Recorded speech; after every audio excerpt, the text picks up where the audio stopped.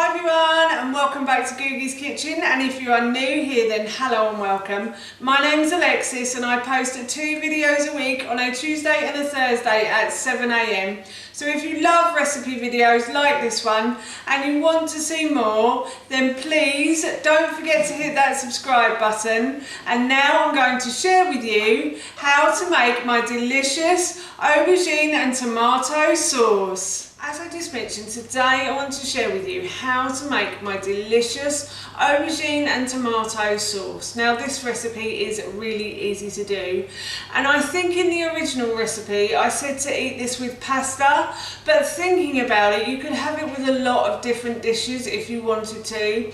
So you could have this with rice if you wanted to. You could also make it into a bolognese sauce as well. We're actually going to be having it with pasta for our dinner this evening. So of course, while I was making it, I thought I'd share the recipe with you. So here's how to make my delicious aubergine and tomato sauce. First thing I'm going to do is I'm going to preheat my oven to 200 degrees. While my oven was preheating, what I did was I peeled, sliced and diced 1 aubergine, and then I peeled, sliced and diced 1 red onion, and I've also got some on the vine tomatoes here as well, and I'm just going to put all of these in to my baking tray.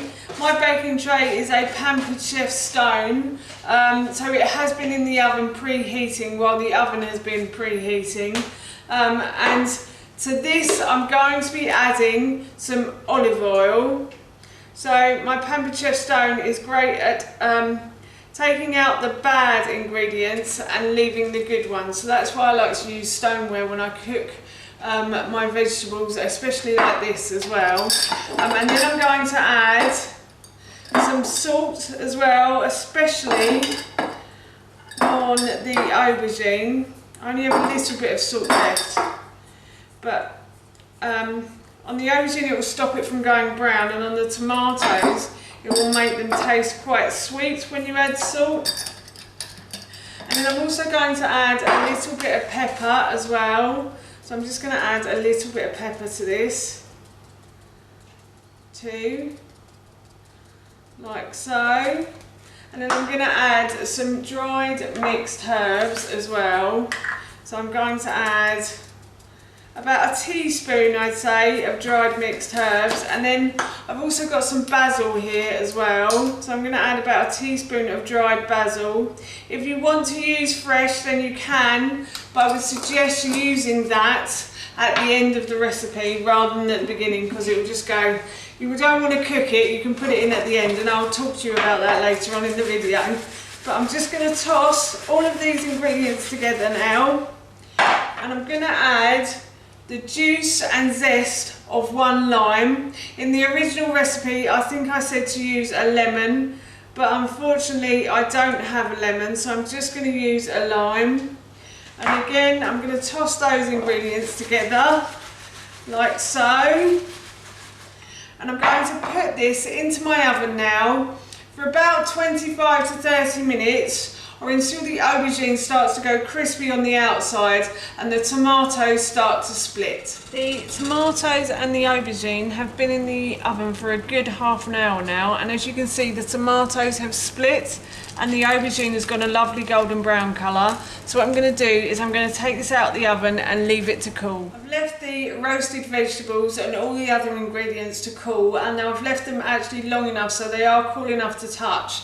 So what I'm going to do now is I'm going to add some chicken stock to my blender. In the original recipe, I don't think I used chicken stock, but I had some left in the fridge today, so I thought I'd just use it up. And I'm just going to add that to the bottom of my blender. And now I'm going to add some olive oil as well, probably just a couple of tablespoons, just to bind it together basically. So I'm just going to add that to my blender as well. And then what I'm going to do is I'm going to add in the vegetables. So I'm just going to put all of these into the blender, and then I'm going to blend all of these ingredients together. This fits all of these ingredients, but if you're using something like a NutriBullet, then you'll probably need to halve everything because it may not fit in a NutriBullet cup.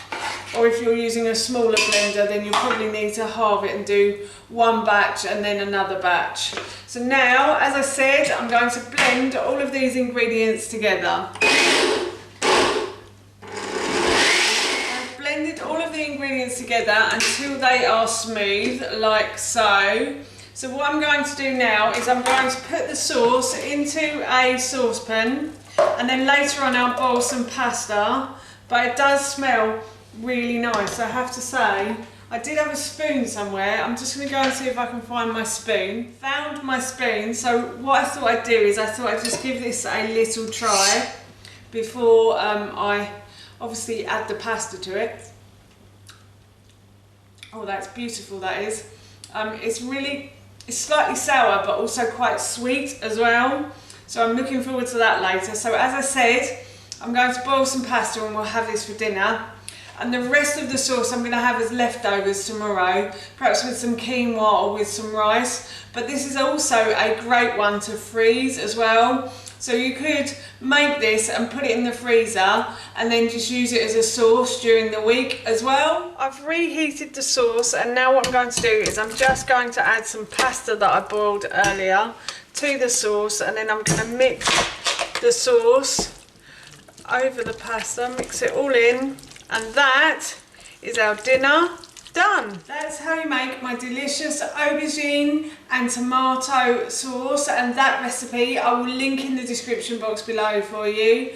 As I mentioned earlier, I'm off to have this for my dinner now, and it smells so good. I can't wait to eat it. So for now, that's it from me. Thank you so much for watching. Please feel free to give me a big thumbs up if you enjoyed this video, and please feel free to leave any comments below. And please don't forget to hit that subscribe button. See you all soon. Bye.